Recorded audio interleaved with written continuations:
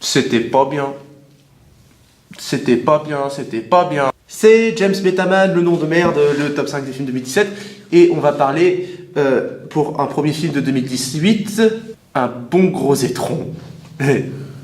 Les Tuches 3 de Olivier Barou, avec Jean-Paul Rouve, Isabelle Nanty et plein d'autres acteurs dont on s'en fiche un peu, beaucoup, à la folie, passionnément. Pourquoi je suis allé voir ce film?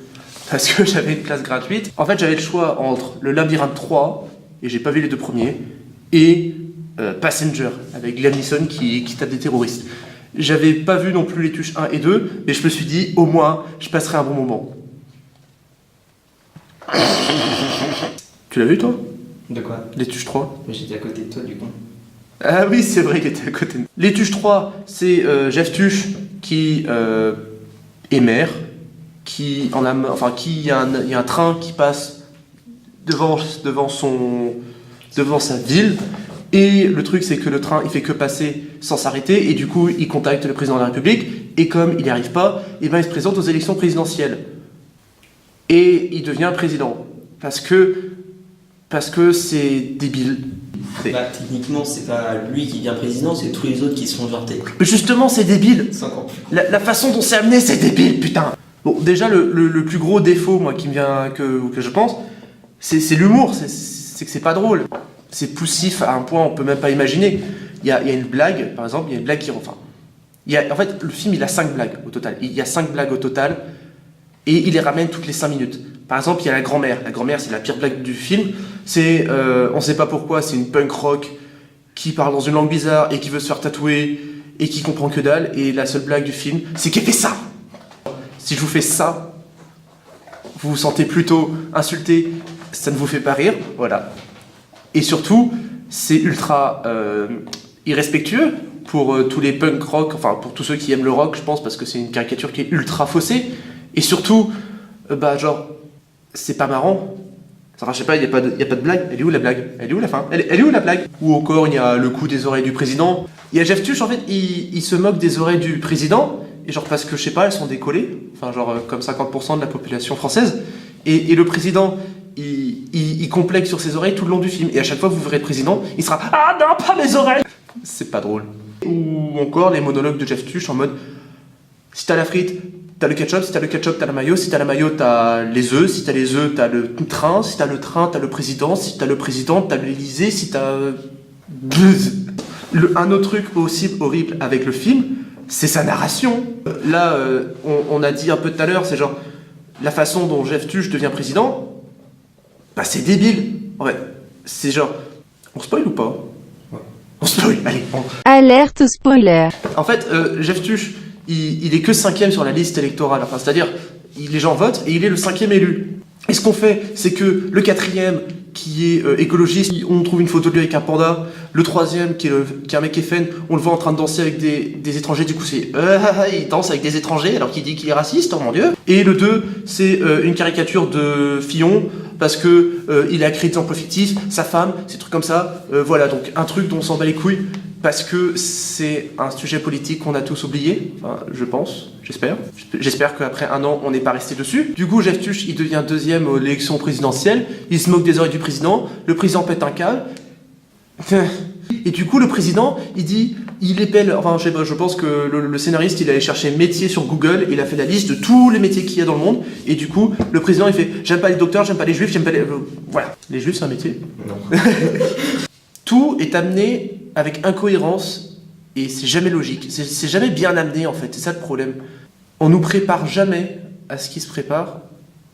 Hein? Waouh! Il n'y a jamais d'amorce, on sait pas comment réagir et c'est juste mal amené.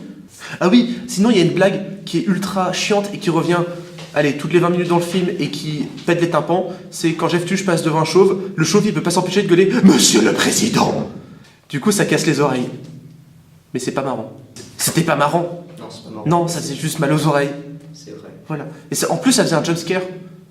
Donc, Ça n'a rien à foutre là. ça n'a rien à foutre dans une comédie française. Et puis sinon, bah, les messages sont nuls.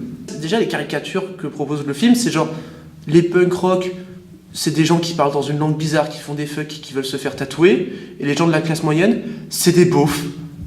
Alors après, il y aura bien des gens pour dire « Ah, c'est une caricature, pose ton cerveau, tu t'en bats les couilles ». Mais non, le cinéma français il nous a prouvé qu'on pouvait faire un truc con au premier abord, mais qu'on pouvait faire un truc intelligent dans le fond. Ça s'accorde, on peut le faire, on l'a fait. Alors pourquoi là, on fait un film con et qui dans son fond est con? C'est débile. En fait, c'est un travail de feignant. C'est genre, le message final, c'est fais grève et ça résoudra le problème. C'est genre, Jeff Tuche fait une grève et il sauve la France. Expliquez-moi la logique. Alors, il y a bien une idée que du genre, oui, les gens du CAC 40, ils sont pleins de thunes, et que du coup, ce serait pas mal que ce soit eux qui payent le plus. C'est pas con, oui, c'est pas con, c'est une bonne idée, c'est pas faux. Mais la façon dont c'est amené, la façon dont c'est résolu, ça l'est, c'est con. Du coup, ça gâche tout le propos. Tout ce qu'on retient comme message, c'est fais grève et tout ira mieux. Et c'est pas normal. C'est pas un message qu'on doit recevoir, c'est pas un message que des millions de Français doivent recevoir quand ils vont au cinéma. Il y a une scène bien. Il y a une, je le dis. Il y a la scène du débat. Oui, il y a un échange un peu con à coup de non, si, non, si. Et c'était bien rimé. Et c'est juste le fait que ce soit bien rimé, bah ça m'a fait rire. Et c'est la seule blague qui m'a fait rire. Mais ça prouve que le film, eh ben, s'il avait été fait avec un peu plus de sérieux, un peu plus de travail et un peu plus d'investissement, eh ben, il aurait pu être marrant sur toute la longueur. Ce qui n'est pas le cas.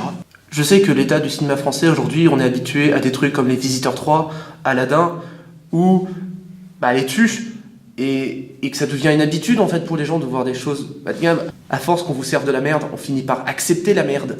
Quand on va chercher un peu plus loin dans le passé, on a eu tellement mieux. On a eu, même dernièrement, on a eu ça commence déjà à dater, mais on a eu les OSS 117, et même OSS 117, les dialogues sont cons, mais dans le fond c'est intelligent, ça se moque du français un peu raciste. Et voilà, OSS 117, c'est une preuve qu'on a fait un film con, mais qui dans le fond est intelligent. Et heureusement qu'il va y avoir un 3e film bientôt. Donc, les Tuches 3, là, j'ai entendu dire qu'ils vont faire un 4e.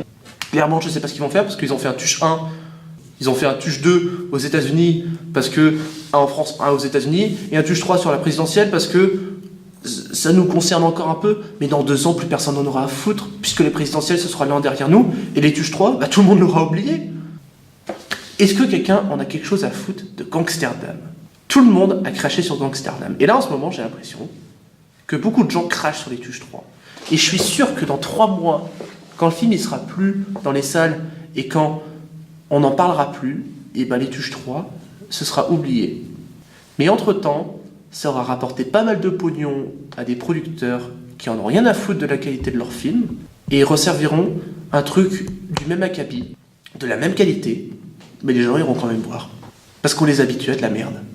On peut faire des bonnes comédies, et moi j'irai voir OSS 117.3, parce que c'est bien. Et ça, c'est de la merde. Si tu aimes le cinéma français, ne va pas voir les Tuches 3. Et surtout, je suis con parce que cette critique va sûrement sortir 2 mois après la sortie de ce film, le temps que tout le monde aille voir ce truc. Donc, si tu aimes le cinéma français, ne va plus voir ce genre de film-là. Va voir des bonnes comédies. Je sais qu'on nous propose que des comédies nazes en ce moment, mais essaye de trouver mieux. Essaye de fouiller dans les bonnes comédies qui sortent au cinéma et justement ça les mettra en avant et ça prouvera à des producteurs un peu nazes que on n'est pas con. Le cinéma français mérite mieux, on vaut mieux que ça.